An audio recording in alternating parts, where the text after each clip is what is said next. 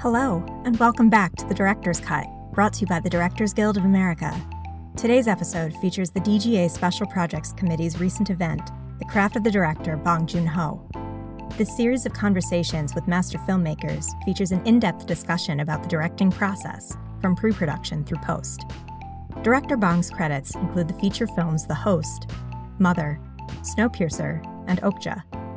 His DGA Award-nominated feature, Parasite, became the first foreign-language film to win the Academy Award for Best Picture in 2020. Please enjoy the conversation between director Bong, accompanied by his translator Sharon Choi, and fellow director Ryan Johnson.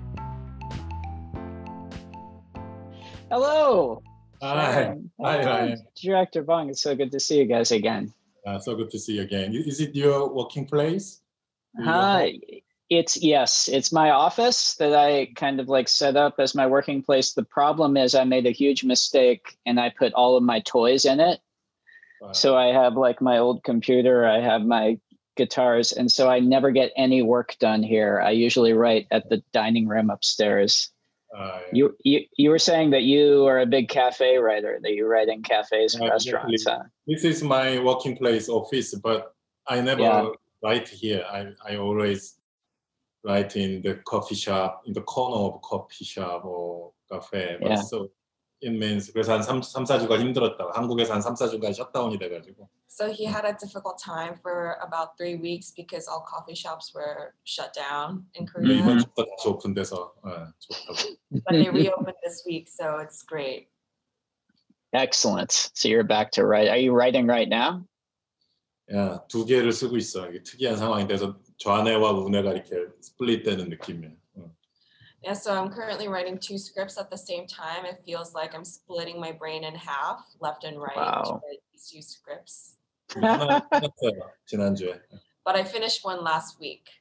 Oh my God, please slow down. You're making all of us look bad. 너는 어떻게? How about you, Ryan?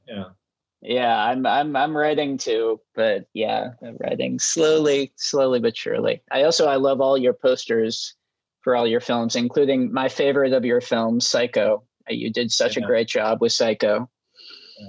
Well done with that one. 매원의 탐킨이 선물한 포스터인데 되게 커가지고. It was gifted by Tom Quinn from Neon, but it's so big. Maybe nice. Well, I actually have a lot to ask you about.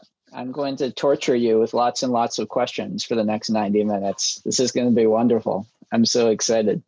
And I'm going to kind of go chronologically. I'm going to start at the beginning. So even before we talk about your first movie, I want to talk about just kind of your growing up. I know your dad was an artist, right? And a professor. So you grew up around in kind of an artistic environment. When you were a kid, like how early did you start to gravitate towards movies, and what was kind of the first artistic things? What was kind of like your early bent as a kid?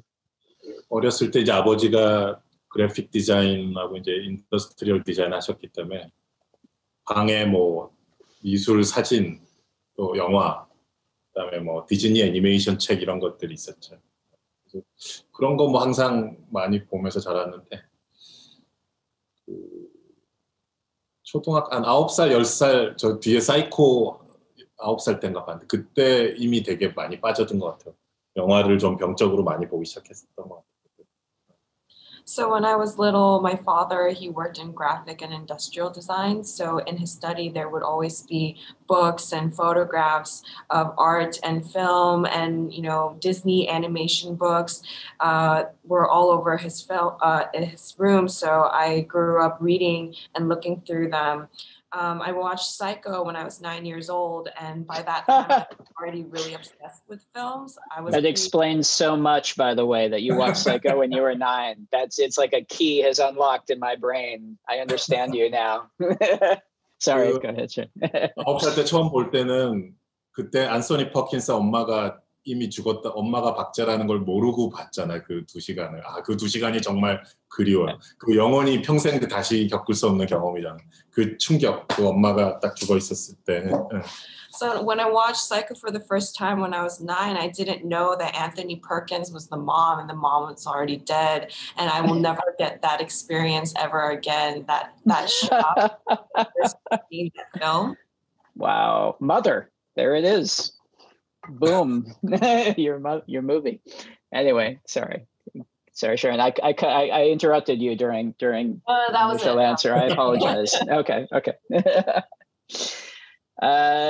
So then, okay, so you were around kind of like art, you were absorbing it, but talk about your first kind of the pathway to making your first feature, because I know that you worked in the industry for some years, and you did some writing, you directed some shorts. For me, who doesn't know so well, maybe what the South Korean film industry is like, what was your pathway up to the point where you made your first feature?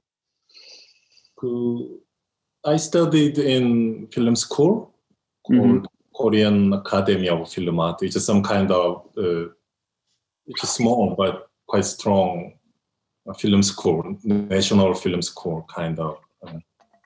And I made 3 short films there. 졸업하고 나서 이제 조감독 일을 했었고, 한국이랑 일본은 조감독이 직업 조감독이 되는 게 아니고 감독이 되는 과정으로 이제 약간 감독의 학파 스쿨 같은 어느 감독님 밑에서 연출을 배운다는 식의 전통이 강했었어요. 그때까지는 한국하고 일본 시스템인데. 그래서 이제 기존 감독님의 연출부 일을 한 3, 4년 했죠. So after graduating, I worked as an assistant director, and in Korea and Japan, we have the apprentice system where assistant directors are not, career assistant directors. They're actually people who want to study directing under particular directors. So it would be like different schools of directors depending on who you study under. And so I worked a couple years in under a director. 그리고 내가 이제 결혼을 일찍 하고 일찍은 아니고 어쨌든 결혼해가지고 애가 있었는데 조감독가 그래서 생계를 유지하려고 시나리오를 좀 썼어요. 다른 감독의 시나리오를 그냥 뚝딱뚝딱 빨리 쓰는 영혼을 담지 않은 스크린라이팅을 좀 했죠. And when I was working as an assistant director, I was already married and I had a child, so it was important to make a living. So I would write scripts for other directors, and I would just write them really quickly without putting my soul into any of it. Very honest. And getting your first feature though actually made, because it's a pathway, it's a career pathway. There's a mentorship program with assisting directing, but in terms of actually finding the financing for your first movie, getting it up and on the ground, did you have a producer that you worked with? Was it how did that work? It was in the middle of 1990s, so around 1995, 6, 7. I was working in quite well-known production. I was an assistant first AD and second AD there. And 그때 이제 조감독과 제작사의 또 관계가 있고 이제 제작사들도 젊은 조감독들 눈여겨보기 때문에 그 조감독으로 일했던 제작사에서 이제 데뷔하게 된 거죠. 그래서 네가 하고 싶은 거 있어? 뭐 시나리오 한번 써와봐라. 뭐 그러면. 그런 식으로 자연스럽게 되게 전형적인 그런 한국의 그 피처 필름 데뷔 과정이었던 것 같아요. So at the time as an assistant director, I had a relationship with the production companies that I was working with, and these companies would always pay attention to the young assistant directors so that they can help them make their debut. And so the production company that I was working with at the time asked me, what I was working on and if I would write a feature script. And that's how it all came to be. It was a pretty natural and conventional process that I went through. But the problem was my story. My first script was very weird, strange story. It's a serial puppeteering movie. So, yes. 그래서 되게 프로듀서가 넌 왜 이런 걸 하려고 하냐라고 의아해하면서 대신 예산은 적어 보였어요. 버젯이 크진 않았으니까. 그래서 다른 큰 작품에 껴서 이렇게 파이낸싱이 됐어요. 그러니까 그 당시 그 프로덕션이 되게 잘 나가는 주목받는 프로젝트가 있었는데, 야, 파이낸서들, 니네 이 영화에 파이낸싱 하고 싶으면 대신 여기도 좀 해야 돼. 라는 식으로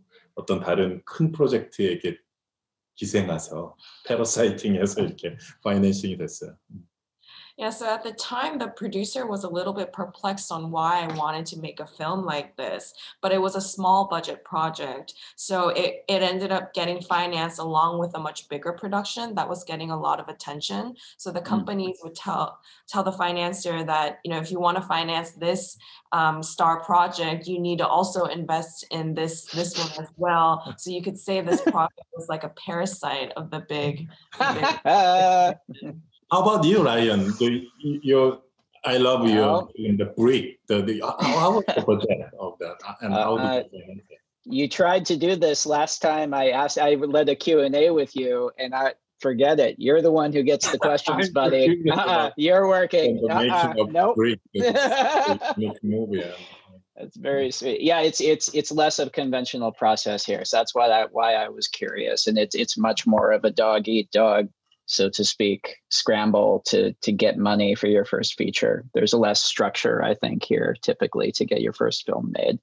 It's interesting that, and if anyone listening or watching hasn't seen Barking Dogs Never Bite, you should. It's really, really amazing. And it is also very sick and disgusting. It's, and you, Director Bong, when you sent me recently a picture of your adorable dog, your adorable puppy, I thought, well, they must have never seen his first film, or they would never let him have a dog because. 그 영화만은 절대 안 보여줘. So we watch films together pretty often, but I never show her that film. She must never see Barking Dogs Never Bite. Was it? Did you have, looking back, did you have a good experience making your first film? Was it a happy experience on the set, or as your first film? How you must have been very prepared if you had worked as an assistant director on sets already. But how was that first experience? 장편 영화 또 이제 그렇게 이제 그야말로 피처 필름 한다고 이게 되게 걱정 많이 됐었죠. 불안했었고. 근데 이제 배우나 스태프들은 다 되게 착한, 좋은, 협조적인 사람들이 해서 뭐 그런 갈등은 없이 잘 찍었고, 제작사에서도 오히려 제작사가 너무 바쁜 제작사에서 다른 프로젝트들이 뭐 여러 프로젝트들을 막 하고 있고, 저의 영화는 가장 구석진 곳의 작은 프로젝트라서 별로 관심이 없었어요. 그래갖고 오히려 그냥 내버려 두는, 대신 뭐 예산은 적으니까 그래서 간섭을 별로 받는, 그래서 되게 행운이었어요. 그래서 그냥 우리끼리 꽁딱꽁딱 구석에서 되게 조용히 찍었던. So because it was my first feature, of course, I was worried and anxious, but thankfully the actors and crew members, they were all very nice and cooperative. So we didn't really have much conflict on set. And the production company, they were actually, really busy handling multiple projects at the time. And so my project was this small little thing in the corner of the room. So they just kind of let us be because the budget was small. They didn't really interfere, and I was very lucky with that. So we were just in our little corner making the film quietly. 근데 이제 처음 편집 이제 맞춰서 이제 디렉터스 컷 이제 편집 마쳤을 때 이제 그 프로듀서가 한번 같이 보자고 하더라고, 편집본을. 보스가 그때 좀 되게 긴장했었어요. 그래서 막 마음속으로 준비했어요. 그 상영 장소로 가면서 이 씬을 빼자고 하면 이렇게 반박해야지. 이 샷을 컷하자면 이렇게 또 주장해야지. 막 그걸 준비해서 갔는데 딱 보더니 수고했네, 술 먹으러 가자. 그래서 그때 다시 한번 역시 관심이 없구나 이 작품에 라고. But when I finished the director's cut edit of the film, I said that we watch it. And so I was so nervous, on my way to the screening room, I was preparing myself on what I would say if the producer suggests that we take out this scene. If he says that we should remove this cut, I'll say this and I'll argue this way. But then he just watched the film, was like, okay, good job. Let's just go grab a drink. So that's, again, I realized, wow, they just really don't care. Wow. Yeah. If you have a dog getting thrown off a building in your movie and they say, all right, good, then they're really checked out. They don't raise an eyebrow 예, to a little 그래서 schnauzer. 첫 영화인데 이제 다행히 뭐 저의 첫 행운의 시작이 그때부터 지금까지 20년간 이제 계속 영화를 디렉터스 컷으로 개봉할 수 있었던 게 행운이었는데 그게 어쨌든 처음 시작이었던 것 같고 물론 이제 개봉해서 되게 성적은 처참했죠. 박스오피스에서 아주 뭐 대재앙을 맞긴 했었어요. So yeah, thankfully, it was my first time getting lucky being able to release a film in the director's cut. And since during the past 20 years, all my films have been released as a director's cut, and that was where it all began. But when the film was actually released, the results were horrible. It was a catastrophe box office wise. Did it get good reception though from critics? Did you have good research? Because you were able obviously to go on to make Memories of Murder, which I know is a much bigger production. So it must have been perceived as well. This is a good movie. 그 리뷰는 그냥 나눠져 있어 스플릿이었고 뭐 좋아하는 사람 근데 좋아하는 쪽이 되게 늦게 반응해가지고요. 본 사람이 별로 없었어요. 주요 크리틱들이 별로 보질 않았어요. 근데 나중에 한 1년 지나고 나서 야, 그 비디오 테이프로 봤더니 좋더라. 그리고 뭐 홍콩이나 무슨 유럽의 영화제에서 조금씩 상을 뭐 작은 상들을 받기 시작했는데 그게 다 한 개봉한 지 한 1년 후 영화는 이미 다 망한 후였고요. 그때는 저는 이미 뭐 그 작품에 대해서는 다 잊고 두 번째 영화를 메모리스 오브 머더를 준비하고 있었죠. So the reviews were pretty split at the time. There were people who liked the film, but they saw it pretty late. None of the major critics actually watched the film when it was released, but around a year later, they would tell me that they saw it on video and really liked it. And it won some small awards in Hong Kong and around festivals in Europe, but that was already a year after the film was released and had catastrophic box office results. At the time, for me, I had already forgotten everything about it and was working on Memories of Murder.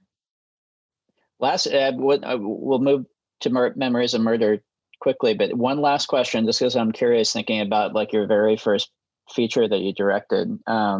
What do you think, like thinking about your process of working on your first one, what is the biggest difference between that and how you work today? What, if you look back, is like the biggest thing that's changed about how you approach the work on set or in the edit or whatever?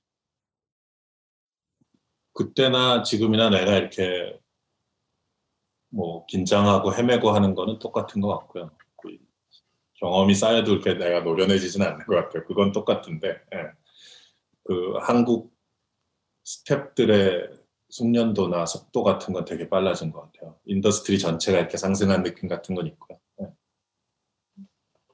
So then and now, I still get nervous and I still feel lost making films. I don't think it gets any easier with more experience. But overall, I think the crew members in Korea are becoming much more capable and more speedy. The industry itself is growing so much. 그 아까 얘기한 것처럼 그때는 그러니까 뭐 도제를 어떻게 설명해야 될지 모르겠는데 좀 더 좋게 말하면 또 가족적인 옛날식 그 인더스트리나 촬영 현장이었고 요즘은 한국도 이제 그 유니언 산업노조가 이제 자리를 잡아가지고 촬영 시간 같은 것도 되게 엄격하게 지키고 또 스태프들의 그 웰페어도 많이 훨씬 좋아졌죠. 제가 조감독할 때보다 또 프란다스 얘기할 때보다. 그리고 유니언의 어떤 규정들, 그 길드의 규정들도 많아졌고요. 그래서 훨씬 체계적으로 굴러가는 것 같아요, 지금은. So when I was an assistant director, it was the apprentice system and, it was a very family-like atmosphere, to put it in a good way. But that was kind of, the old ways. Now we have unions in place. We have very strict restrictions in terms of shooting times, and the welfare has really improved for the crew members. So it's a much more systematic process that we have now. Got it. And for you though, creatively, I guess, not just like the structure or how the industry has changed, but for you, how you approach the work personally, through your process, how you come in? 최근에 시나리오를 쓰고 또 여러 가지 이미지나 아트워크를 해보면서 느낀 건데 내가 20년째 같은 음물에 빠져서 허우적거리는 느낌 봐요. 그럴 땐 되게 좀 고통스러워요. 이게 왜 매번 똑같이 이렇게 어려울까라는 솔직히 이건 되게 솔직한 심정으로 그런 생각이 드는 부분은 있고요. 예. So, this is something that I kind of realized while writing, screenwriting, and working on artworks recently. But it feels like I've been in the same well for the past 20 years. And when you realize that, it's quite painful. Why is it always so difficult in the same way? And this is my honest feeling. 근데 스텝의 입장은 많이 알게 된 거예요. 그러니까 같이 일하는 아티스트들의 입장. 그러니까 프란다스에게 할 때인데 그걸 몰랐어요. 나 힘든 거밖에 생각을 못 해갖고. 뭐 죽겠다 이거 어떻게 해야 되는데 지금은 나랑 일하는 배우 또 나랑 일하는 시네마토그래퍼 또는 그 사람 관점에서 나를 보는 그런 관점의 어떤 관점을 뒤집을 수 있는 그런 생각을 할 수 있는 여유는 생긴 것 같아요. 그래서 같이 일하는 아티스트의 입장에서 보는 거. But I think I've grown to understand the artists and crew members that work with me. When I was working on Barking Dogs Never Bite, it was just, I was only thinking about how difficult it was for me. But now I understand the perspective of the actors, the cinematographers, and the crew members that work with me as a director. So now I'm able to see things from their perspective and work that way. Mm-hmm. Yeah. So Memories of Murder, which, by the way, getting to watch and rewatch all these movies leading up to this has been such a great experience. It's been so and Memories of Murder, I hadn't seen for years, and it is just unbelievable, just absolutely, and such an incredible movie. And you watch it, and I know for a lot of us, especially in the States, it was our first exposure to your work because it broke rather big here. I remember when it came out, hearing a lot about Memories of Murder. When it came out in 2003, I remember it just really making a splash. And it's a beautiful movie. It's funny that you talk about the Korean film industry kind of like expanding and growing and becoming more systematic, just because the movie in many ways is about, it's the opposite of a CSI thing where they have the process in their lab. So much of the film and the humor of it is they don't know how to do this shit, and they can't stop a tractor from running over the footprints even, and like they're, so anyway, sorry, I'm getting to a question, I promise. I just wanted to gush about the movie a little bit because it is so good. I want to talk actually first about tone, which is something, if you read people writing about your movies, it's something that comes up a lot, is how they swing between very serious and a lot of pathos and scary things to humor and absurdity. I disagree. I think that what you do, it's similar to what, it's like the Coen brothers or just so many of my favorite filmmakers. It's all one thing. It's not swinging anywhere. It's recognizing, like in the first scene of Memories of Murder, they're just this gruesome discovery of a body and coinciding with the little boy on top parroting everything that the cop says in this ridiculous way. It's recognizing that absurdity always in life goes hand in hand with the darkest moments. And that makes it so much more human and real to me. So talking about tone, in terms of your approach to, and I know it's a lot of it is just kind of like your natural voice, but in terms of your approach to tone with a movie and with all levels of it, working with the actors, working with this, if you co-write with the screenwriter, how do you approach that very weird idea of tone regarding a film? Sorry, that was 3 hours of talking and then a very vague question. I'm sorry, but yeah. 자주 받았던 언제나 자주 받았던 질문이라 나도 돌이켜 생각해 볼 때가 많이 있었어요. 항상 돌이켜 생각해 보게 되는 것 같아요. 찍을 때는 그렇게 그런 거를 의식하면서 찍은 적이 없었다는 것. 그러니까 토널 시프트를 하고 있다. 아니면 이 장르와 장르를 내가 블렌딩하고 있다라는 목표의식을 갖고 시나리오를 쓰거나 촬영해본 배우들과 그런 상의를 해본 적도 없고요. 근데 그럼에도 불구하고 전화 배우들은 자연스럽게 그렇게 만들어 나가거든요. 결과적으로는 그게 마치 뭔가를 토널 시프트나 뭐 블렌딩을 한 것처럼 보이는 건데 왜일까를 생각해 봤어요. So that's a question, that I receive often, and I always end up looking back on my process to figure out why. Because when I'm actually making the film, I'm never really aware or conscious of these tonal shifts. It's not as if, I approach the project thinking that I want to blend all these genres or shift the tones this way. I don't really think about it when I'm writing the script or when I'm shooting. I don't really talk about it with my actors either. And naturally, we just do our work, and it ends up, having all these things blending together. And I think about why that happens. 그래서 네가 라이언 자기가 지금 했던 질문 중에 이제 그 질문할 때 앱서디티라는 얘기 했었잖아요. 이제 한국말로 하면은 조리 어쨌든 그 앱서디티라는 그 단어에 이미 모든 설명이 들어가 있는 것 같아요. 그래서 저도 한국 사회에서 태어나서 이제 되게 군사 독재 시절도 겪으면서 자라고 또 여러 가지 변화와 격동이 많은 사회 그 시간들이었는데 내 몸으로 직접 느낀 그 앱서디티 그거 자체를 자연스럽게 표현했더니 영화를 보는 사람 입장에서는 1초 만에 여러 가지 톤들이 다 뒤엉켜 있는 그런 복합적인 느낌을 주게 된 것 같아요. 사실 저 입장에서는 되게 그냥 자연스러운 우리들 삶의 표현 같은 건데. I think the answer is kind of already in your question. You mentioned absurdity, and I think that word just explains everything. I was born and raised in Korea. I went through a military dictatorship. I lived in a society that went through so many changes and turbulations. And so it's like I felt the absurdity with my own body just growing up in this country, and I'm naturally expressing what I experienced. And I think that's why when the audience watches the movie in a second, they're exposed to all these different tones. And I think just naturally, that's just what our lives are like. 예를 들면 그런 것 같은 게 캐나다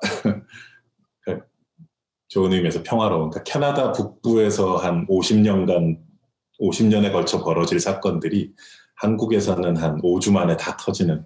그러니까 그 얼마나 변화가 많겠어요. 기쁨과 슬픔과 공포와 막 이런 것들이 하루에도 몇 번씩 그런 것들이 뒤집히니까 그런 속도와 변화에 익숙해 있어요. 한국의 크리에이터들도. 그래서 자연스러운 그런 면이 있는 것 같아요. So, just as an example, things that would happen in a span of 50 years in somewhere like Northern Canada, a very peaceful country, all those events kind of happen in 5 weeks in Korea. So we go through so many changes, so many different emotions, happiness, sadness, fear, so many emotions throughout the day. So we're very used to that kind of speed and, dynamic. It's almost like somebody's natural accent, their regional accent from, growing up, and just it's something that's baked into your voice, I think.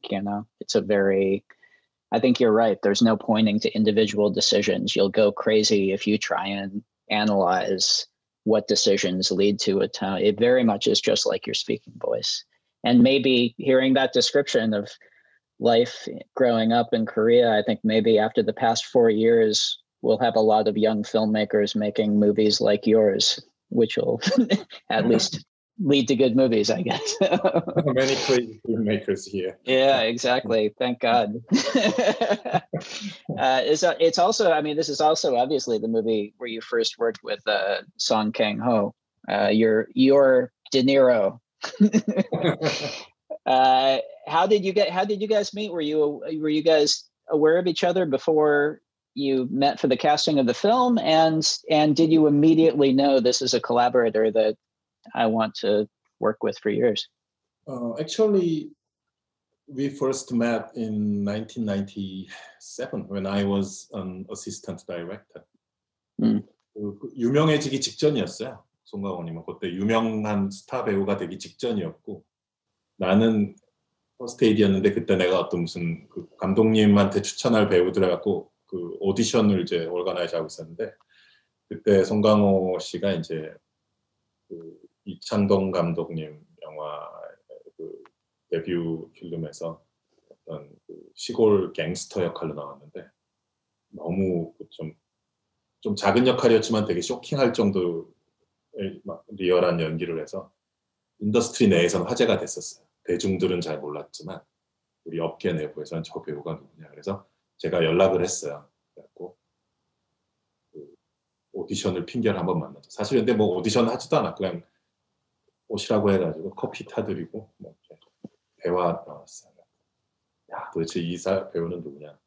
그때부터 이미 경이로운 이 사람 뭘까. So I met him just before he became famous. You know, at the time I was a first AD and I was organizing auditions of actors to recommend to the director. And Song Kang-ho had played a countryside gangster in Lee Chang-dong's debut film. And it was a small role, but it was so shocking how realistic his performance was. So he became quite a small sensation within the industry. The public wasn't really aware of him at the time. So I was just really curious to see what kind of person he was. So I contacted him with the audition as an excuse. We didn't even really do the audition. I just made him a cup of coffee and we shared a conversation. But even at that point, I was kind of just mesmerized by him. And we met again around 2001 when I was writing the Memories of Murder. And 그래서 그때 는 송강호 씨는 이미 엄청난 한국의 빅스타가 돼 있었고 나는 첫 번째 영화가 완전히 망한 그런 이제 그 되게 어려운 상황에 있는 감독이었는데 그래서 그 살인의 추억의 파이낸싱은 전적으로 송강호 씨한테 의지하고 있는 상황이었어요. 이분이 캐스팅돼야 영화가 찍을 수 있는. 근데 이제 이 그 80년대 시골 형사 약간 폭력적이기도 하면서 또 인간적인 또 정이 있기도 하면서 되게 복합적인 이상한 캐릭터인데 그걸 할 수 있는 거는 송강호 씨밖에 없다 생각했기 때문에 이미 그 배우를 염두에 두고 시나리오를 썼거든요. 그리고 뭐 파이낸싱이나 모든 영화가 그린라이트가 되려면은 그 이미 스타가 된 빅스타가 된 송강호 씨한테 의지하는 그런 상황이었죠. And by then, Song had already become a huge star actor in Korea. And I was a director in a very difficult situation where my first film completely flopped. And so in terms of financing Memories of Murder, we really had to rely completely on Song Kang-ho. You know, we could only make the film if he's cast. And, you know, I thought that he was the perfect actor to play this countryside detective in the 80s, someone who's quite violent, but also very humane and very friendly. So it's quite a complex character that I thought only he could play. So I wrote the script with him in mind, and the whole process leading up to getting the film greenlit, we really relied on Song's celebrity status. Did you write talking to him about it, or did you present him with a script after you were finished with it? How close were you collaborating with him if you had him in mind the whole time? 뭐 자주 만나거나 그런 사이는 아니었었어요. 밥을 먹거나 뭐 그런 건 아니었고 이제 시나리오 퍼스트 드래프트 완성됐을 때 이제 갖다 줬었죠. 근데 시나리오를 되게 처음부터 마음에 들어 했었고 좋아했는데 문제는 이제 스케줄이 되게 복잡했었어요. 이미 하기로 한 작품들이 있어서 이제 그거를 좀 조율하는 과정에서 이제 우리가 많이 기다리게 됐죠. 저와 프로덕션 측은 이제 제일 중요한 배우니까. 그래서 이제 오히려 그러면서 한 준비할 시간이 더 많아졌어요. 저 한 5, 6개월 정도 스케줄이 이제 딴 영화를 하고서 송강호 씨가 우리 쪽으로 오는 거기 때문에 오히려 나중에 그때는 좀 기다리느라고 막막했지만 돌이켜보면 그게 더 도움이 됐죠. 더 탄탄하게 준비를 많이 할 수 있는. So at the time, we weren't meeting often and, grabbing meals together or anything like that. I presented the first draft of the script when it was completed, and he pretty much liked my script right away. The only issue was his schedule. He had already committed to a bunch of projects, so we ended up waiting quite a long time for him to, participate in ours. But at the time, waiting was a little difficult. But when I look back, it was actually helpful because I had an extra, 6 months to prepare, and the movie ended up becoming tighter throughout that process. Well, I know that, and anyone who's watching, you should go and pick up immediately the storyboard book of Parasite.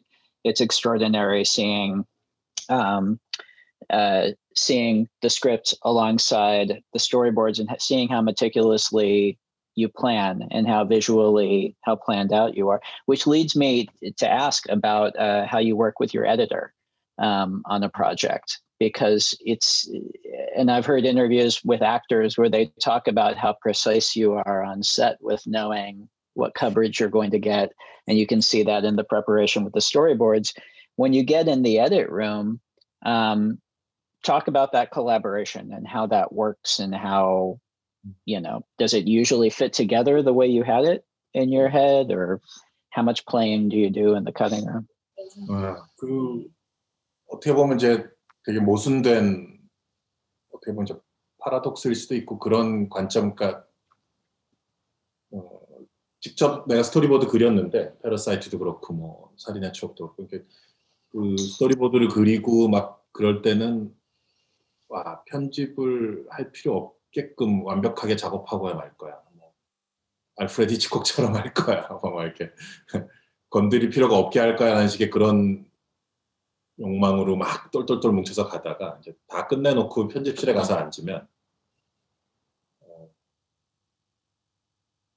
찍을 때 또는 스토리보드 할 때 생각 못했던 것들을 찾아내야 돼. 그래야 돼. 그러니까 더 여기서 뭔가를 또 인벤트를 해야 돼.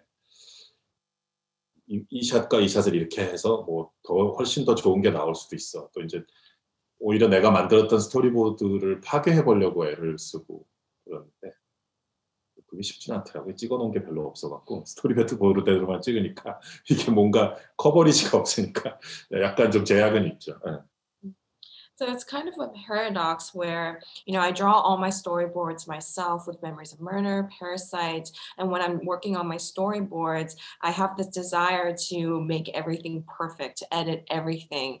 I'm going to be like Hitchcock. No one can touch this edit. But when I'm actually in the editing room after finishing shooting, I try to destroy my storyboards and find what I missed in that process and while shooting, and invent more things by shuffling around the shots or changing this and that.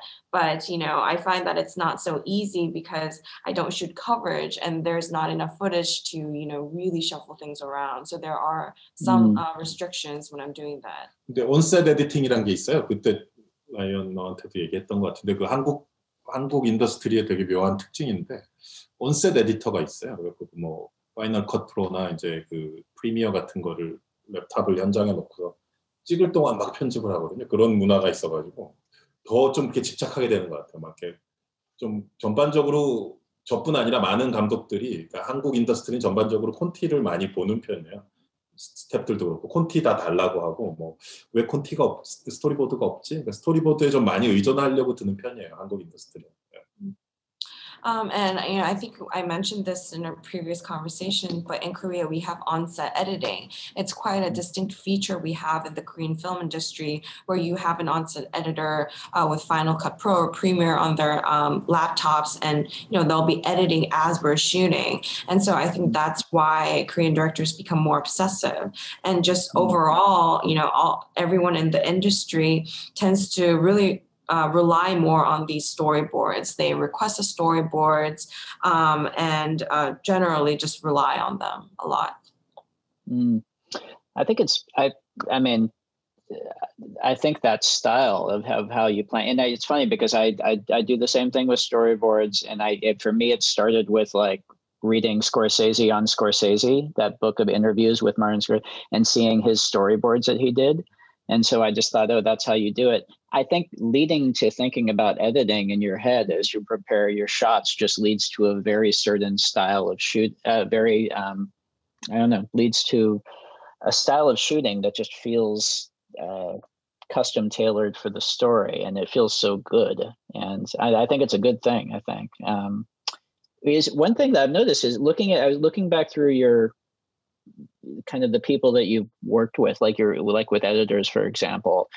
You've worked with certain people several times, but you do tend to change it up from movie to movie. Is that something for you where it's largely just schedule, somebody's available or not available, or is that a conscious decision for you in order to like keep it fresh with different collaborations?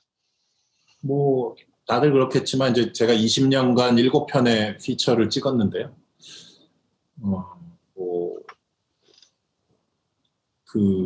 예를 들어 그 7편을 같이 한 사람은 한 명밖에 없더라고. 우리 그 사운드의 보스인 랄프 초이라고 우리 사운드 믹서인데 그분과 쭉 7편을 다 같이 했었고요. 나머지는 다 그러니까 예를 들어 스필버그는 예를 들면 존 윌리엄스나 이런 식으로 쭉. 근데 저는 그런 케이스는 없는 것 같아요. 그 컴포저도 제가 한 3명, 7편을 한 3분 정도랑 해서 4명. 또 DP도 7편을 3명의 사람과. 근데 이제 마더, 스노우피어서, 그다음에 패러사이트가 이제 같은 알렉스 홍이라고 홍경표 감독. 그래서 여러 가지 스토리와 사연들이 있었던 것 같아요. 그때 상황들이 일단. So I've created 7 feature films in the past 20 years, and I realized there was only one person that worked on all films, and that's the sound mixer. His name is Ralph Choi. But for example, Spielberg always works with John Williams, and you have all these partnerships that last. But for me, I think I've gone through 4 composers and 3 cinematographers throughout my features. And with Mother, Snowpiercer, and Parasite, it was the same cinematographer, Alex Hong. And I think there are many stories and reasons why that happened, depending on the situation that I faced at the time. 근데 DP가 그러니까 역시 시네마토그래퍼가 촬영 감독 제일 중요하다는 생각 들 때가 있어요. 현장에서. 한국이나 일본에서 자주 쓰는 말이 이제 촬영장에서 감독과 그 촬영 감독은 부부 사이 같아야 된다라는 그런 격언을 많이 했었는데 이쪽 인더스트리에서는 정말 맞는 말인 것 같아서 촬영 감독과의 호흡이 제일 중요하지 않나 현장에서 구체적으로. 지금 우리 기생충 했던 홍경표 감독과는 정말 궁합이 잘 맞아요. 일적으로도 그렇고 사적으로도 그렇고 서로 모든 취향이나 대화를 하거나 모든 어떤 얘기를 하거나 그래서 참 서로 좋은 것 같아요. But I think the cinematographer is the most important partner to have on set.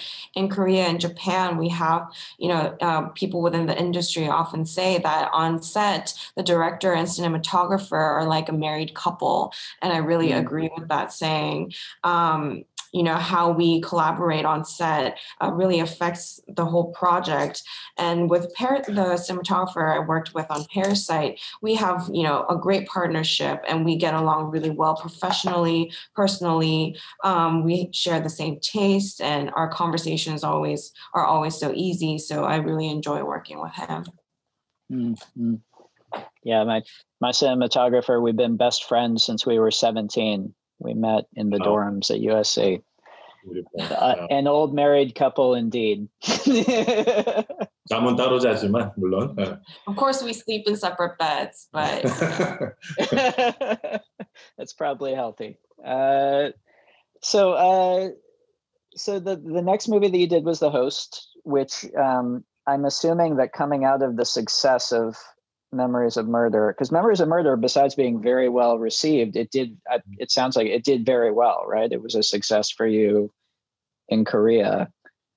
뭐 흥행도 그해 박스오피스 1등 했었고요. 그 같은 달에 이제 매트릭스 리로디드랑 같이 개봉, 매트릭스 2편과 같이 개봉했었는데 흥행이 더 잘 됐었어요. 그래서 그해 박스오피스 1위도 했고 또 상도 많이 받았고 스페인의 또 산세바스찬 영화제 같은 데서 상도 받고 그래서 되게 좋았는데 그럼에도 불구하고 괴물 때는 또 파이낸싱이 안 됐어요. 처음에 되게 고생했어요.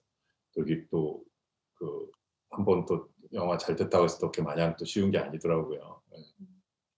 Yeah, so it was number one in box office that year, and it was actually released on the same day as Matrix Reloaded, but Memories of Murder did better. It won a lot of awards from San Sebastian Festival, but you know, even though it did so well box office wise, it was really difficult to get the host financed. So, you know, I realized that even if my previous film does well, it doesn't get that much easier. 괴물이 몬스터를 정말 보여준다? 컴퓨터 그래픽으로 비주얼 이펙트로 크리처가 나와? 그거를 정말 할 수 있어? 뭐 한국에서 그게 돼? 라고 파이낸서들이 다 되게 두려워했었어요. 그래갖고 약간 이상한 상황이 됐어. 그래서 그 살인의 추억이 되게 성공했고 괴물도 그 송강호라는 빅스타가 캐스팅이 돼 있었는데 이미 그런데도 파이낸싱이 안 돼갖고 되게 좀 여러 가지 우여곡절이 많았었어요. 일본에서 그래서 제작비 절반이 먼저 오고 일본에서 그 절반 그 해피넷이라는 일본 회사에서 파이낸싱이 되고 그 다음에 이제 그런 안전판이 생기고 나서 나머지 절반이 또 한국에서 파이낸싱 되고 그래서 좀 들어가게 됐죠 호스트는.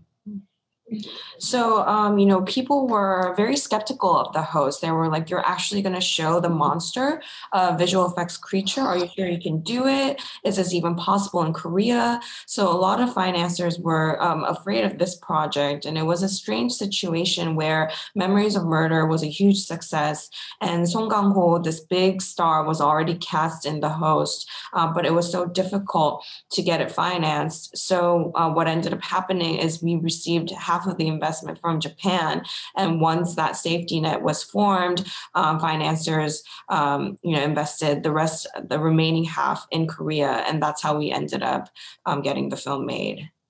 So it was in 2006. I'm trying to place in my mind where in the development of CG creatures the host landed. It was that's still relatively early, especially to do something, I'm assuming, without, you know, on a relative budget, not having $100 million to do it.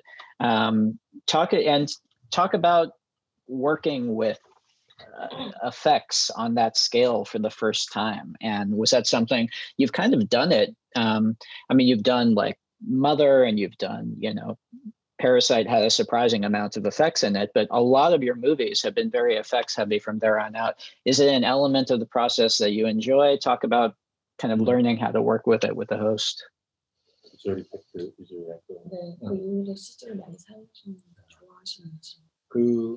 뭐 좋게 말하면 챌린지지만 이제 솔직히 말하면 되게 정말 공포스러웠죠. 여러 가지가 처음 해보는 거라서.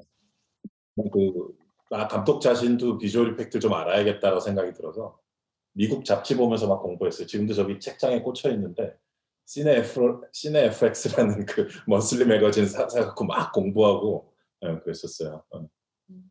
So to put it in a good way, you know, it all felt like a challenge, but to be honest, I was incredibly frightened. And I thought that as a director, I should be somewhat familiar with visual effects. So I got a ton of American magazines that are still on my shelf, CineFX, the monthly magazine, and I started studying it. 그 반지의 제왕 그 메이킹 같은 거 열심히 보고 그랬지. 반지의 제왕에 또 크리처들이 많이 나왔잖아. And I kept watching the making of film for Lord of the Rings because it features so many creatures. 실제 뉴질랜드의 웨타 워크숍에 갔었어요. 그래서 그쪽 그 리차드 테일러라고 그 웨타 워크숍, 웨타 디지털 했었던 분들, 그 조 레터리라는 그 슈퍼바이저도 만나고. 결국 우리가 예산이 워낙 작은 영화여갖고 그 웨타 디지털이나 웨타 워크숍하고는 일을 하진 못했죠. 근데 그들한테 많은 조언도 받고 그랬어요. 특히 그 리차드 테일러는 되게 친절하게 니네가 적은 예산을 이렇게 크리처 열심히 만들려고 하니까 많이 도와줄게 하면서 우리 크리처 디자이너한테 이렇게 크리처 디자인과 관련된 팁이나 그다음에 어떻게 처음 모델링을 하고 뭐 이런 또 뭐 맥킷 만들고 이런 것들에 대해서 많이 도움을 주고 어드바이스를 해줬어요. So I actually met with people from Weta Workshop in New Zealand, Richard Taylor, and the supervisor Joe Lattery. But because our budget was so small, we weren't actually able to work with Weta Digital or the workshop. But they provided a lot of advice for us, especially Richard Taylor. He was very eager to help us, trying to make this work with a small budget. He provided a lot of consultations for the creature designer. How to model it. And so they provided a lot of advice. That's crazy. Actually, we only have 11 million US dollar for the whole Wow. project. That's amazing. Yeah, and we can use only 5.5 million for visual effect. It's a very small movie. Unbelievable. Wow. Do you remember how many effect shots in the movie? I remember very precisely because You're like, yes, I remember exactly everyone. Because I hate that number. 내가 이 영화에서 그 비주얼 이펙트 회사들 만나 보니까 이제 크리처 샷 하나당 가격이 얼마인지 대략 이제 그 평균 가격이 나와요. 내가 가진 버젯으로 내가 이 영화에서 괴물을 크리처를 몇 번 보여줄 수 있는지 그 계산이 딱 나오잖아요. 그래서 그 넘버를 갖고 시작했어요. 스토리보드 할 때. 그래서 그래 적은 예산하니까 어쩔 수 없지. 그 운명을 그냥 받아들이고 오히려 이것 때문에 내가 더 크리에이티브해질 거야. 뭐 스필버그도 조스 찍을 때 그 상어가 고무상어가 하도 말을 안 들어서 그렇게 고생을 했대. 그래서 오히려 더 크리에이티브해졌대. 뭐 이런 거를 이제 되새기면서 이를 악물고 했죠. So meaning with all those VFX companies, you get the average price for each shot, you get the price tag. So I was able to come up with the precise number of how many creature shots I can have with my budget. And so I actually started with that number, the whole storyboarding process. I just decided to click. Yeah. I decided to accept my fate, and I was telling myself that I'm able to be more creative because I have this restriction. I kept reminding myself that when Spielberg shot Jaws, he suffered a lot from that rubber shark, and how he talked about that made him more creative. So I just did it. Yeah, actually, that harsh situation made me creative, I think. So, during storyboarding, 괴물이 존재하지만 예를 들어 오프 스크린에 이제 뭐 프레임 바깥에 있지만 그 존재감을 느끼게 해준다거나 뭐 카메라 무브먼트로 뭔가를 메꾼다거나 뭐 아니면 사운드를 쓴다거나 이렇게 뭐 괴물이 화면 프레임 안에 없지만 있는 것처럼 이제 그 텐션을 끌고 가는 게 많다 보니까 저절로 크리에이티브해지더라고요. So I had to come up with all these ways on how to make the audience feel the presence of the monster, even when the monster is off screen. And, we would do this using camera movements, through sound. And we had to make sure that the tension was there, even when the monster was not in frame. And so, we had to be very creative with how to do that. I feel like there's always the point where the budget hits the planning and you have to adjust. And I don't think I've ever hit that point and not used the example of Jaws in my head. It's like it's like a card you pull out of your back pocket. Well, you couldn't show the shark in Jaws, so it'll make it better. And it does. It obviously does. Does the size, the scope, just the scope of the production. And in general, with Snowpiercer, do you enjoy the scope of having just a bigger production? Is it something that you like, that is fun for you, or is it something that is kind of more of an obstacle to? Or does it matter? I don't know. as opposed to a smaller, more intimate movie like Mother or Memories of a Murder? 작을수록 좋아요, 사실은. 네. The smaller the project is, I like it more. 근데 사실은 다 작아요. 그 상대적으로 여러분들 뭐 너도 저기 라이언 너도 스타워즈를 했지만 그러니까 그런 스타워즈 프로듀서들의 관점에서 보면 제 영화는 다 작죠. 뭐 그나마 제일 빅 버젯이 옥자였는데 넷플릭스랑 했던 그것도 뭐 어라운드 60 밀리언 쪽이었거든요. 그러니까 스노우필서는 40 밀리언. 저한테는 이제 옥자가 제일 큰 거였으니까 그 미국 그 메인스트림 감독님들 입장에서는 뭐 저는 계속 작은 영화를 한 거라고 봐도 되겠죠. But to be honest, relatively, they were all small projects. You did, Star Wars. To producers of mainstream American films, my projects were all really small. My biggest project was Okja with Netflix, and that was around 60 million, and Snowpiercer was 40 million. Oh wow, interesting. Yeah, it feels like with the way that you prepare. It seems like it makes a lot of sense to me that, like, for example, only somebody who prepares the way that you do with storyboards could have planned out the exact number of creature shots. Anybody else who just doesn't have a brain for that would have been totally sunk because they would have gotten into the edit and had to figure it all out. So it seems like it lined up well in terms of you being able to deal with the effects in that way, I guess. But was Mother then, because the next movie you made was Mother, which is such a beautiful movie. Was that for you something where coming out of that big production of The Host, you wanted to pull in very small and intimate?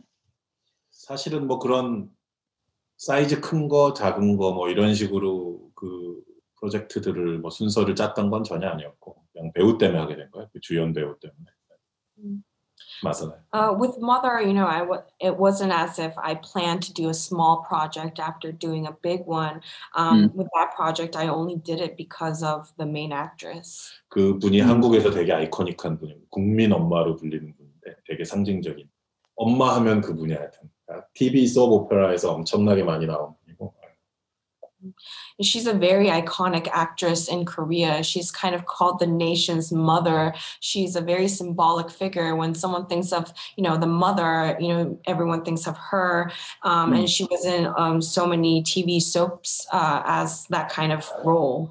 그 TV에서는 뭐 너무나 자상하게 뭐 미국식으로 치면 뭐 앞치마를 두르고 막 이렇게 치킨 파이를 해주고 뭐 쿠키를 구워주는 그런 스타일의 그 따뜻한 묘사인데 나는 이상하게 저 사람이 저 배우가 광기가 있다. 그리고 다크한 어떤 그동안 폭발시키지 못한 어떤 다크한 그런 게 있다라고 그냥 내 스스로 최면을 건 거지 뭐. 그분 실제로는 되게 종교에도 충실하시고 밝은 분이세요. 근데 어쨌든 내가 내 멋대로 막 그 배우를 그런 관점에서 보고 난 그거를 이렇게 하고 싶다. 그런. 그래서 그 배우를 놓고 스토리라인을 쓰게 된 거죠. So in all those TV soaps, she played the really kind, conventional mother, U.S. standards. She's the mother with the apron who makes the chicken pot pie and bakes cookies. But I felt like there was something that she was hiding, this like hysteria or craze that she just wasn't able to explode, this darkness that was within her. I sort of, hypnotized myself into seeing that aspect of her. In actuality, she's, very religious, devout, and really kind. But it was just an image I had of her and a perspective that I really wanted to show. 다행스럽게도 그 배우 본인께서도 뭔가 그런 걸 하고 싶어 하셨었어요. 네, 정말. 내 손에 막 영화에서 정말 피도 한번 묻혀보고 싶다. 그러니까 막 정말 익스트림한 걸 해보고 싶다고 본인도 그런 의욕이 강하셔가지고 서로 그게 잘 맞아떨어져 하게 됐어요. 만약에 그분께서 그 스크립트를 거절했다면 영화를 안 했을 거예요. 그러니까 뭐 캐스팅 뭐 얼터너티브 A, B, C 안 해가지고 뭐 이분이 안 한다고 하면 다음 이분 뭐 배우 그런 게 아니었을까. 그 배우의 존재 때문에 하게 된 거라서 그분이 만약에 이 다크한 스토리를 싫어했다면은 영화를 그냥 할 수 없었겠죠. 만들 수 없었겠죠. But thankfully, she had wanted to do a project like that too, where she would actually have blood on her hands in a film. She wanted to do something extreme. So thankfully, we were on the same page with that. If she had rejected the script, the film would never have gotten made because it wasn't as if I had alternative actors in mind for that role. I only wrote it thinking about the presence of that specific actress. So if she had said no to this dark script, the film would never have gotten made. 그리고 프로덕션 상황도 가장 좋았었어요. 모든 상황들이. 그러니까 괴물이 그 한국에서 올타임 박스오피스 넘버원 기록을 하는 바람에 파이낸싱도 되게 수월했고 또 마더가 그렇게 예산은 크지도 않은 데다가 프로듀서님도 이거 완전 스위스 시계 같은 영화를 만들자. 수공업 시계처럼 정교하고 아름답고 그래서 제작비도 상당히 풍족하게 썼고요. 촬영 일수도 되게 풍부했고 가장 그렇게 찍었던 케이스인 것 같아요. And everything in terms of the actual production really worked out well. The host ended up becoming the #1 in box office all time in Korea. And so it was really easy getting the film financed, and the budget itself wasn't that big. And the producer and I talked about making this film like a Swiss watch, very meticulous and beautiful. And so the budget was actually pretty abundant for what I needed, and I had a lot of shooting days as well. Well, her performance is so extraordinary in it, and it's so soulful. And there are extreme elements to the film, but it's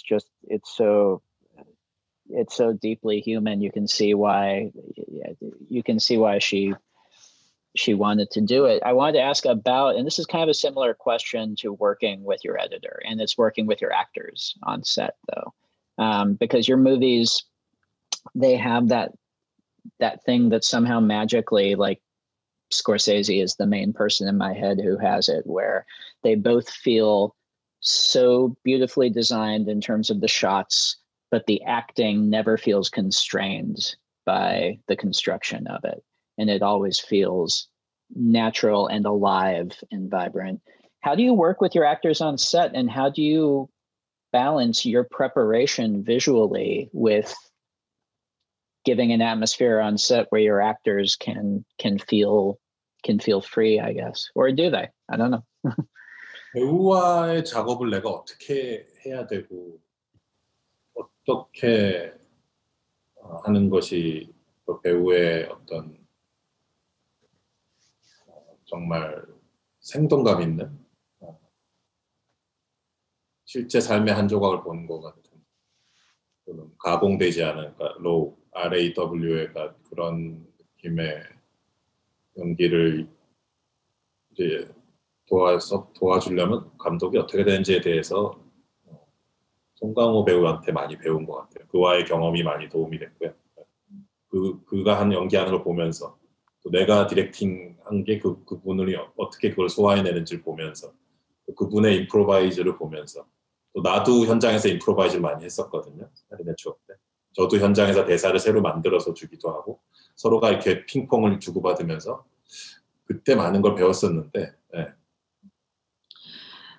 So, as a director, you ask what you can do to make sure that the actor's performance feels alive and feels like you're watching a slice of life, and how the performance still remains raw despite your preparations. And I think I learned a lot from just working with Song Kang-ho by watching him act, by watching how he adjusts his performance according to my direction, to how he improvised. Because with Memories of Murder, I also improvised a lot on set. I would create lines on the spot and give it to him. So it was like we were playing ping pong. And throughout that process, I learned a lot about how to work with actors. 그래서 배우들이 모두가 이렇게 모든 배우들이 그런 것 같아요. 그 마더의 김혜자 선생님도 그렇고 송강호 씨나 뭐 그런 사람도 그렇고 배우들은 좀 이렇게 다 그들 자체가 하나의 유니버스를 그러니까 우주를 이루는 아티스트고 또 다 야생마 같은 기질이 있다고 생각들어요. 그래서 야생마를 컨트롤하는 가장 좋은 방법은 풀어주는 것이다. 대신 보이지 않는 울타리를 이렇게 넓게 봤을 때 어느 한 방향, 내가 원하는 방향으로 달려가게끔 넓고 느슨한 울타리를 쳐주면 된다라는 생각이 들더라고요. I think all actors are this way. Kim Hye-ja, Song Kang-ho, they all form their own unique universe within them, and they're them, and it's them. They are a universe in themselves, and they're kind of like wild horses. And the best way to control a wild horse is to just let it run free. But you form an invisible fence around them that's large enough so that they don't notice, but it exists so that you can kind of make them run towards the direction that you want. 그 시기에 제가 또 참 약간 쪽팔린데 그 후배 감독 영화에 한 2번 정도 출연을 했어요. 카메오를 해달라고. 내가 디렉팅을 받는 입장이 뭐 연기도 근데 배우를 하게 된 건데 그때 경험도 또 좀 이렇게 도움이 됐어요. 그러니까 감독이 나한테 와서 얘기를 하더라고요. 뭐 이렇게 해달라 저렇게 해라 이러는 건데 너무 이상한 무슨 뭔 소리를 하는 거야 지금. 근데 그 섬찟했어요. 아 나도 현장에서 배우들한테 이런저런 얘기했었는데 그래서 내가 그동안 배우들한테 막 이러쿵저러쿵 디렉팅이랍시고 했던 얘기 중에 한 반 이상은 쓸데없는 얘기였구나 라는 걸 깨달았어요. 그래서 최대한 말을 적게 하자. 꼭 필요한 것만 하고 그래서 아까 얘기한 그 야생마의 울타리 관한 그런 얘기들이 그런 경험에 의해서도 좀 생겨나게 된 거죠. And this is a little bit embarrassing, but I actually, had 2 roles, played a small role in another director's film. It was like a Which film? Which film? Don't ask it. Yes, no, Sharon, you must. You have to give it up. Come on. What was it? What was it? We have Google. We all have Google. 어쨌든 절대 보지 말고. Don't ever see it. Okay, I won't. But that experience was really helpful because yeah. Because the director would come to me and give me all these directions, but half the time I was just like, what the hell is he saying? And I was a little guilty realizing that I had said similar things to actors that I worked with, thinking that I was directing them. But I realized that half of what I said was just completely useless. And so I decided then to speak as less as possible, to say only what's necessary. And that's what I mean about the wild horse and the fence. That's really, really smart, actually, and so terrifying that I admire it. Have you ever acted, Ryan? Are you kidding? No. IMDb. Absolutely not. No, you're gonna nothing on IMDb. I wouldn't leave a paper trail of something like that. Do you rehearse? Is that something that's normal? With your productions, you get to rehearse?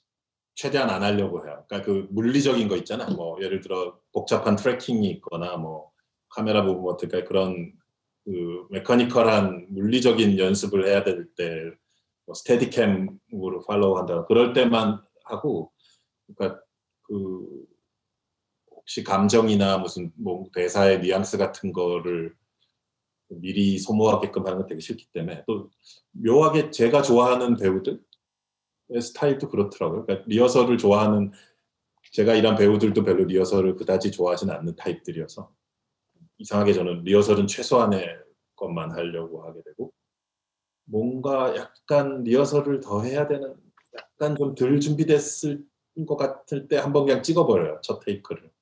거기서 오히려 어떤 되게 재밌는 게 또 발생할 수도 있고 늘 서로 간에 이렇게 너무 톱니바퀴처럼 딱 맞춰진 이 전 상태에서 뭔가 좋은 게 나올 때도 있더라고요. 가끔은. So I try to rehearse as little as possible. I only rehearse when there's complicated camera movements and tracking involved, just the very mechanical aspects of it. Like when, you need a steady cam to follow the character. I don't like the actors to consume the emotion and the nuance of the lines beforehand. And thankfully the actors that I like to work with don't really like to rehearse as well. And sometimes when I feel like, we haven't rehearsed enough and the gears don't really fit, I just shoot and I I start shooting, and sometimes something interesting comes out when you feel like things aren't really completely fitting yet. 그래서 배우들마다 다 저각 스타일이 다르죠. 그래서 그 임프로비제이션을 좋아하는 배우들도 있고 그런 것을 별로 하지 않는 배우들도 있고. 근데 그런 모든 배우들을 또 리허설을 좋아하는 배우도 있고 또 그러니까 리허설을 간혹 싫어하는 배우들도 있고, 그러니까 간혹 좋아하는 배우들도 있는데 그 모든 배우들이 서로 앙상블을 이렇게 맞춰주는 게 이제 감독의 일이니까. 어떻게든 같이 굴러가게끔 해줘야 되니까. Every actor has their own style. Some like to improvise, some tend not to, and sometimes you have actors who like to rehearse, but it's the director's job to make sure that they all form this one ensemble and roll as one unit. So Snowpiercer, next movie you made in 2013. There's a lot that we could talk about with that movie. You had obviously many practical on-set effects with the train set, working with predominantly English-speaking actors for the first time, and that translation process, that must have been tough. Was the production, and you were shot in Prague, right? Were you in Czechoslovakia? Yeah. How was that production for you? It's obviously much bigger in scale than even the host. And how was your experience of the shoot itself? 처음 겪어보는 일들이 많았죠. 근데 이제 그 언어 문제는 사실 그렇게 크진 않았고요. 지금도 뭐 옆에 샤론이 있지만 그때도 좋은 트랜슬레이터들이 많이 있었고, 쉐이킹 도쿄라는 옴니버스 영화 찍은 적이 있었는데 그때는 또 일본에서 영화를 이미 일본 배우들과 찍은 적이 있었고, 또 괴물에서는 되게 많은 미국, 호주, 뉴질랜드 스태프들과 같이 일을 했었고요. 이미 영어권 스태프들과. 그리고 괴물에서도 이제 돌아가신 스코트 윌슨이나 또 지금 많이 활약하는 폴 라자 같은 미국 배우들이 일부지만 있었고요. 그래서 외국인 또는 다른 랭귀지 그거는 힘들지 않았는데 처음 겪어보면서 이제 낯설고 힘들었던 게 이제 그 유니언 레귤레이션 같은 거 처음 일단.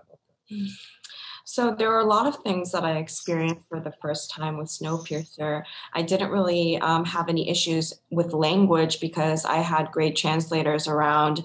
And with Shaking Tokyo, an omnibus film, I had worked with Japanese actors. And with the host, I worked with crew members from the US, Australia, and New Zealand. So I was quite used to working with, international crew members and actors. But it was my first time facing union regulations. 세그 멤버들하고 이제 그 레귤레이션 처음 적용해서 일해본 거였고, 한국은 좀 더 이렇게 지금은 이제 한국도 거의 미국이나 비슷해졌어요. 이제 규정들이 많이 다듬어지고, 근데 그때만 해도 10년 마더 할 때까지만 해도 이제 그런 게 별로 없었거든요. 그래서 설국열차 때 제가 처음 그런 걸 겪어본 거죠. 뭐 일하는 시간, 또 이제 스노우피어서에 예를 들면 아역 배우도 나오는데 아역 배우 일할 때 그 조건들, 이런 것들. 그다음에 뭐 길드랑 유니언 레귤레이션은 그때 많이 배웠어요. 그래서 시간을 어떻게 효율적으로 써야 되나 이런 거에 대해서 처음으로 제가 좀 더 많이 고민을 했었어야 됐던 현장이었고, 그리고 체코에 가서 했던 이유는 그 기차 세트 사이즈 때문에 거기 하게 된 거예요. 바란도프라고. 예. 바란도프 스튜디오라는 데에서 했는데 프라하에 있는. So it was my first time working with, SAG regulations. At the time in Korea, things were, more flexible and we didn't really have strict regulations. Although now our system is pretty similar to the US guild system. But it was my first time, having these restrictions in terms of how long we could shoot with child actors as well. We had to satisfy all these different requirements. So it was my first time really trying to figure out how to effectively use the time, considering the regulations from the guild and the unions. And we shot in Prague because of the size of the train. We shot at Barrandov Studios. 한국에도 사운드 스테이지들이 많이 있는데 그 불행 언포추너틀리 그게 이게 좀 큰 데가 없어요. 그래서 기차칸 섹션 4개를 4칸을 하나로 이은 세트를 꼭 만들고 싶었거든요. 테일 섹션쯤에. 그러니까 뭐 예를 들어 횃불을 들고 거기 관통해서 뛰는 것도 있고 또 틸다 스윈튼이 나와서 이렇게 스피치를 연설을 하면 그 옆에 칸이 이렇게 정말 뱀처럼 꾸불꾸불 움직이는 게 보이고 그런 걸 정말 물리적으로 그 프랙티컬 이펙트로 보여주고 싶었거든요. 정말 움직이는 기차다. 이게 그냥 그 고정된 세트에서 그냥 카메라만 흔들면서 찍어갖고는 그 느낌이 안 난다. 기차란 게 반드시 뱀처럼 휘어지고 움직이고 요동치고 해야 되는데 그 제대로 된 기차 세트를 만들고 싶었어요. 그래서 근데 한국에 그게 없어가지고 이제 독일이랑 미국, 체코 이런 데를 알아봤는데 또 역시나 또 이번에도 우리가 그 리미티드 버젯으로 일을 하다 보니까 체코의 그 코스트 이펙티브한 체코 바란도프 스튜디오로 가게 된 겁니다.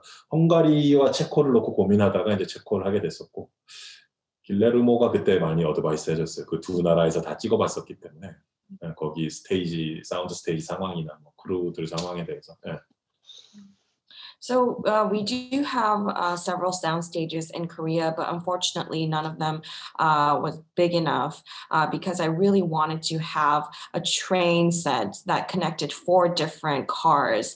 Particularly with the tail section, you have this long sequence where they run through the tail section with holding all those torches.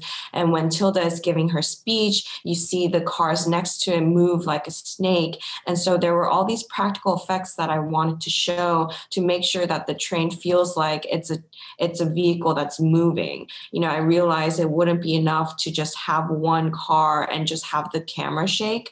The train really needs to feel like a snake that's curving and rumbling within. And so we looked at all these studios abroad. And again, because we had a limited budget, we decided on the most cost-effective one.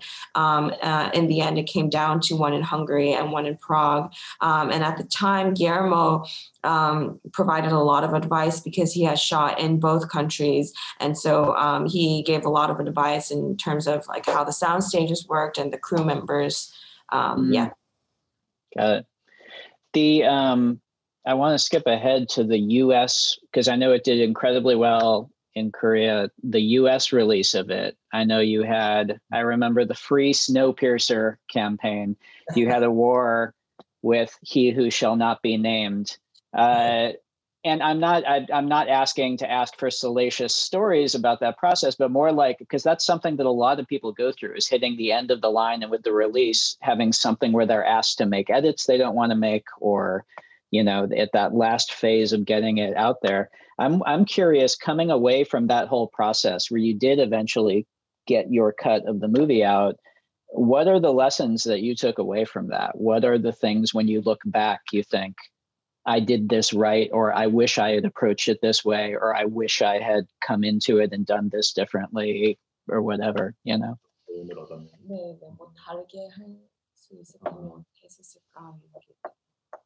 아니 모르겠어요. 그러니까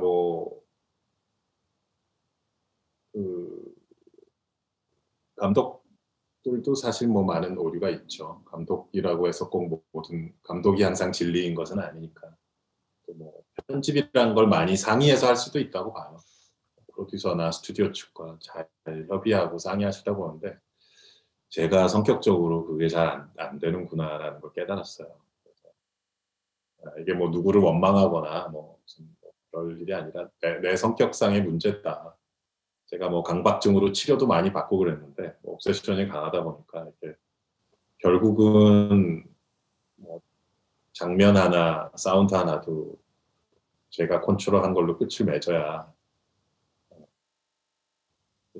되지. 안 그러면 도저히 못 견디는 불행한 체질을 타고났다.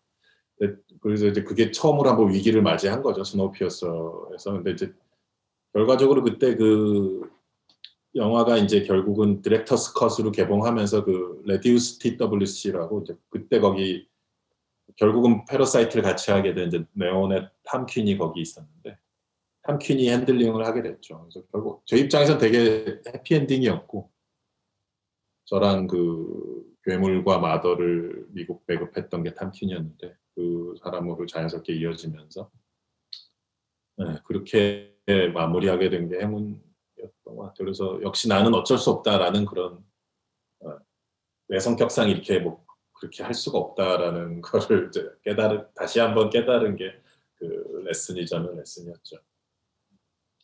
So, you know, Very long. I'm not saying that directors are never wrong. It's not as if they're always right. And I do think that directors can consult with producers and studios during the editing process to come up with the final edit. But something that I just realized is just personality wise, I can't do it. I'm not, trying to find fault in anyone. It's just my personality where I'm very obsessive. I have OCD. I need to control every shot and every piece of sound. And I can't stand, situations where I'm not able to do that. And sometimes, it's unfortunate that I can't stand that. And with Snowpiercer, I had a difficult time because of that. But, in the end, Snowpiercer, I got my director's cut and it was distributed through Radius TWC, and Tom Quinn, who distributed The Host and Mother in the US and ultimately went on to do Parasite as well. So for me, it was, a happy ending. I feel lucky that I was able to end the situation that way. The lesson that I got out of that experience is just, once again, I realized, considering my personality, I need to have full control. Mm-hmm. That's a good lesson to learn. Full control. I'm the same way. And with Okja, even though it was your biggest film, I'm assuming because you worked with Netflix, you went from that experience on Snowpiercer to having that kind of control that you're talking about, right? It seems like the film feels like it reflects your soul. One of the things about, and I'm thinking about it in relation to Okja, but really it goes back to the very first shot in your very first movie. It's in Barking Dogs Don't Bite, the forest, and the first shot in Mother, the pastoral field that she's in, and Okja, the sense of, the idyllic forest that they have to get back to. You have, in a way that often makes me think of, Miyazaki, or Miyazaki, in terms of like the having an acute sense of landscape and of nature. And I think all of your Memories of Murder starts in a field too. You love fields. Did you grow up in the country or a city? 내가 8살 때 이제 서울로, 아니다, 9살 때구나. 9살 때 이제 아버지 직장이 바뀌어갖고 서울로 왔어요. 그 전에는 이제 대구라는 한국에서 세 번째 큰 도시 살았는데, 그 대구에 되게 변두리에 살았어요. 사실상 시골 같은 데였어요. 그래서 9살 때까지 되게 이렇게 바로 앞에 큰 산이 보이고 거의 시골 비슷한 환경에서 살다가 서울로 왔죠. 그래서 자연에 대한, 그 자연으로부터 이렇게 나 자신이 도시로 끌려간 것 같은 느낌이 있어요. 네 말이 맞아. 옥자에서 그 돼지가 시골에서 서울에 거쳐 뉴욕까지 끌려가듯이 자연으로부터 내가 어디 도시로 끌려갔다라는 그런 묘한 느낌 같은 게 있었죠, 어릴 때부터. So I moved to Seoul when I was around 9 years old because my father changed jobs. But before then, I lived in Daegu, which is the third largest city in Korea. But we kind of lived in the edges of the city, so it felt like the countryside. So until I was 9, we lived in a place where you could see the big mountains outside. And so ever since I was little, I kind of had this feeling where I was dragged away from nature to the city, similar to in Okja, how Okja is dragged from the countryside in Korea to New York. I kind of felt that way. that happened to me too. 더 슬픈 거는 그 9살 때 서울 올 때 내가 개를, 그 퍼피를 못 데려왔어요. 그 되게 정말 영혼의 단짝 같은 그 흰색 스피치 개 방울이라고 있었는데, 그 서울로 이사 갈 때 우리가 아파트로 이사를 갔거든요. 근데 그때 요즘은 안 그래요. 요즘은 아파트에서 다 그 개를 키우는데 그때 79년도 그 당시에 이상하게 아파트 공동주택에는 개를 키우면 안 된다라는 이상한 규정이 있었어요. 그래갖고 개를 그냥 대구에 놓고 다른 친척집에 주고 온 거예요. 그러니까 서울로 내가 9살 때 서울로 끌려갈 때 가족들하고 개랑도 강제로 이별을 하는 거예요. 그래서 그게 되게 트라우마가 컸었거든요. 그런 것들이 많이 옥자에 들어가 있는 것 같기도 해요. And what's even sadder is when I was 9 and we moved to Seoul, we couldn't bring our dog with us. And at the time, that dog was kind of like my soulmate. And it was the 70s. And at the time in Korea, you weren't really allowed to have dogs in apartments. And now everyone has dogs in apartments, but it was like that at the time. And so we ended up leaving that dog with some of our cousins in Daegu. And so when I was dragged away from nature to the city when I was 9, I was forced to part ways with my dog. And that was really traumatic. And that's kind of reflected in Okja. I think it's in all of your work, and it is so primal, the contrast between nature and concrete. Yeah. Memories of Murder, the contrast between the field that they're all in and the cut to inside the trench with the death and the dark concrete, or Barking Dogs Never Bite, where he's in the horrible meeting room at the end, and the shades close, the forest out, and all he ever wanted to do is go on a walk in the forest. This is something that I think is very deep in your work. I think, yeah, that makes a lot of sense. We have psychoanalyzed you. 그런 격리된 자연으로부터 멀어지게 된 경험이 있어요. 사실 뭐 한국처럼 빠르게 발전하고 빠르게 도시화되고, 어떻게 보면 나뿐 아니라 보편적인 경험일 수도 있는데 저도 그런 개인적인 메모리들이 있죠. So I do have these personal memories of being isolated from nature, and this is quite a conventional experience in Korea, I think, because Korea modernized and urbanized very quickly. 그래서 시골 아이들이 뭐 미스터 스미스 고스트 워싱턴 같은 영화도 있지만 뭐 그런 맥락과 달리 어쨌든 그 뭐 뭐지 피쉬 아웃 오브 뭐라 그러지? 그러니까 뭐 시골 주인공이 도시 가게 되는 얘기 있잖아요. 그런 스토리는 항상 재밌었어요. 어렸을 때부터 영화들 보면은. So, you know, there are movies like Mr. Smith Goes to Washington, but I always enjoyed films where you have people in the countryside moving away from their homes to the city. 그래서 옥자 때 실컷 그거 한번 해본 거죠. 맨하탄까지 가니까 서울을 거쳐서. So I really, went ham with Okja, having this pig go from the countryside to Seoul to Manhattan, New York. The ultimate concrete place. We're getting towards the end. I have one last thing I wanted to ask about Parasite, which is the very last movie. And I purposefully saved Parasite for the end and did not have any questions about it because I know you spent a solid year answering questions about Parasite. You were on the never-ending press tour from hell. And I know if anyone has any questions about how Parasite was made, you can Google it and in 3 seconds have 80 different interviews with director Bong telling you everything you want to know. I'm curious, and I know that you'll probably, I know your instinct will be to be modest and deflect this question, but it's a real question that I'm actually very curious about. There's lots of advice about how to deal with failure. You have to pull yourself up. You have to not let it get to you if you fail. The bigger thing that hopefully everyone who's listening at some point in their career will also have to deal with is dealing with success, is dealing with having a project that is incredibly well received and that you spend a long time absorbing it being well received in your case, and very well deserved, obviously. But then sitting down to work on the next one, I guess, and just balancing even something like this, where we're sitting and dissecting your process for 90 minutes, not letting that with your head.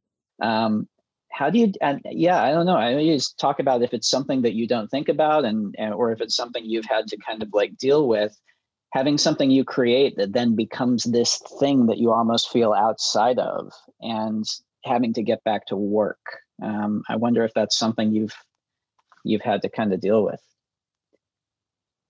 그 라이언 너 그 나이브스 아웃 해갖고 나랑 같이 막 딱 요 1년 전이잖아. 1년 전 요맘때 뭐 너 라이언이나 뭐 너와 바운백 우리 저기 그 무슨 타이카 와이티티 우리 맨날 같이 비행기 타고 다녔었잖아. 그때 나는 처음 그 오스카 캠페인 소위 말하는 그 레이스 오스카 레이스를 겪어봤으니까 그때 맨날 같이 돌아다녔잖아. 막 맨날 길드 어워드 하고 막 그랬던 것 같아. 지금 1년 전이 골든글로브 하고 길드 어워드 하고 막 네, 힘들기도 하고 재밌기도 했었지. 그래서 그 일들을 본질은 그런 것 같아. 당신도 마찬가지겠지만 우리 결국 라이터 디렉터잖아요. 그래서 우리의 일은 사실 우리의 진짜 일은 그 파이널 믹싱 끝나고 이제 DI 다 끝나고 그 퍼실리티를 걸어 나올 때 그때 사실상 끝난 거였거든. 패러사이트도 나중에 뭐 이게 이 영화가 뭐 전 세계 박스오피스에서도 그렇고 뭐 칸느나 오스카에서나 엄청 많은 사건들이 물론 이제 좋은 사건들이 있었지만 사실 나에게 있어서 패러사이트는 2019년 3월 30일 날 끝난 거거든. 그날 나는 파이널 믹싱을 끝나고 나왔어요. 사실은 이미 과거가 된 건데 그 후에 영화를 둘러싼 여러 가지 사건들이 너무 많았던 거죠. So I think it was exactly a year ago when you had Knives Out and, Noah, Taika, we were on planes all the time and going to all the Guild Awards and the Golden Globes that were happening.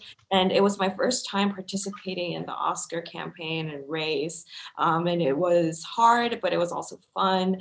But I think this is the essence, as writer directors, our job really just ends when we finish the final mix and the DI and when we walk out of that facility. Everything that happens with the box office and Cannes and Oscar, that were things that kind of happened after my job really ended. For me, Parasite ended in March 31st of 2019 when I finished the final mix. And so to me, it was already something of the past. It's just that so many things happened after the film was released. 그래서 그 오스카가 끝나고 이제 2월 달에 이제 한국으로 돌아올 때 많은 생각이 들었어요. 그러니까 한국에 돌아오면 또 한국에서 나랑 얘기하고 싶어 하는 많은 기자들과 사람들과 또 나를 초청하고 싶어 하는 행사들이 많았어요. 그래서 그것까지 또 다 하게 되면 또 어나더 1년을 또 그렇게 가게 될 것 같은 공포감이 있어서 그래서 한국의 미디어 매체 쪽 분들한테 너무 죄송했지만 그냥 선언을 해서 사실 이제 혼자 조용히 다시 일을 해야 된다. 이미 1년의 세월을 그렇게 보냈기 때문에 그래서 미안하지만 그렇게 하고 되게 조용히 지냈죠. 혼자 있는 시간이 되게 많았고 그냥 일했어요. 시나리오 쓴 걸. 그러니까 근데 가장 위안이 된 건 역시 그 일로서 내 자리를 다시 찾는 게 가장 큰 정신적, 육체적으로 도움이 되고 위안이 되더라고요. 그리고 기생충 이전에 이미 준비했던 프로젝트를 내가 계속 준비한다는 거. 기생충에 의해서 뭐가 상황이 많이 바뀐 게 아니라 기생충 이전에 이미 생각했던 것을 계속 한다는 거. 그게 또 많은 정신적인 안정감을 주더라고요. 지금 내 두 개의 프로젝트를 준비하는데 그 중에 하나는 이미 기생충 이전부터 2018년, 17년, 한 3년 전부터 준비를 하던 거거든요. So, on my plane ride back after the Oscars, coming back to Korea in February, I had so many thoughts, roaming around in my head, because when I go back to Korea, there would be so many Korean reporters and people waiting for me and all of these Korean events that wanted to invite me. And it kind of made me afraid because I felt like I would spend another year if I say yes to all those things, just, talking about the film. So, I felt bad, but I kind of declared to the Korean media that I just need to be alone and work. So I, spent a lot of time in silence. I spent a lot of time by myself. And honestly, I just continued to work. I continued to write. And that was comforting. It was comforting to find my place again as someone who works. And because there were projects that I was already working on before Parasite, it was also comforting to know that nothing really changed with those projects because of Parasite. And it was, mentally comforting to realize that I can just continue working on this job that I have. And the two projects that I'm working on right now, with one of them, I've been working on it for the past 3 years. So that's still going on.